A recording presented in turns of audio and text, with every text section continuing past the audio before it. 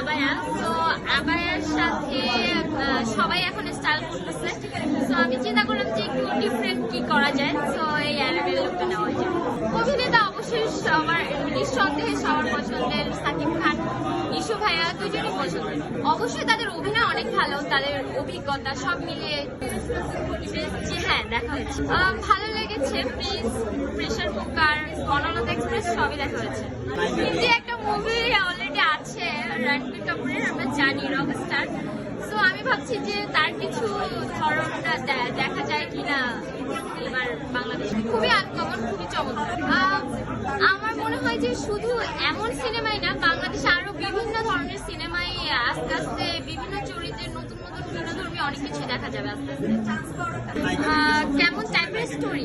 অবশ্যই প্রেম জাতীয় সব স্টোরি আমরা সবাই জানি। প্রেম নিয়ে আনকমন কিছু অবশ্যই দেখার চেষ্টা করি, আনকমন কিছুই পছন্দ হবে না।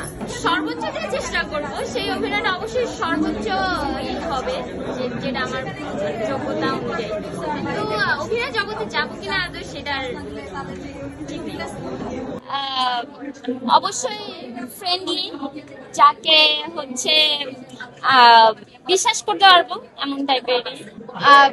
অবশ্যই ভালো ছেলে যাকে আমি বিশ্বাস করতে পারবো, যে অবশ্যই বন্ধু, সে অবশ্যই আগে আমার ভালো বন্ধু হতে হবে, লম্বা হইতে হবে একটু। না, সবাই সুন্দর চায়। লম্বা, আমি যেহেতু খাটো, আমি তো লম্বা ছেলেই পছন্দ করবো অবশ্যই।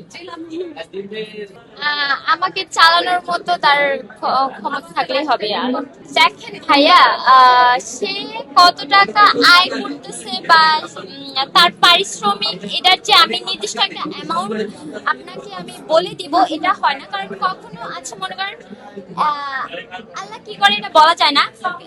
আমি অনেক বড়লোক দেখে বিয়ে করলাম, কিন্তু এরপরে দেখলাম সে তার ডাউনফল হলো। তো সে আস্তে আস্তে তার মানে সে, আমি যে পরিস্থিতিতে তাকে বিয়ে করেছিলাম সেই পরিস্থিতিতে নেই, সে নিজে নেমে যাচ্ছে। তো এটা বলা যায় না আসলে। আমার মনে হয় যে আমাকে ন্যূনতম চালানোর ক্ষমতা রাখে এমন ছেলে হলেই হবে। গাজীর শিরোপা।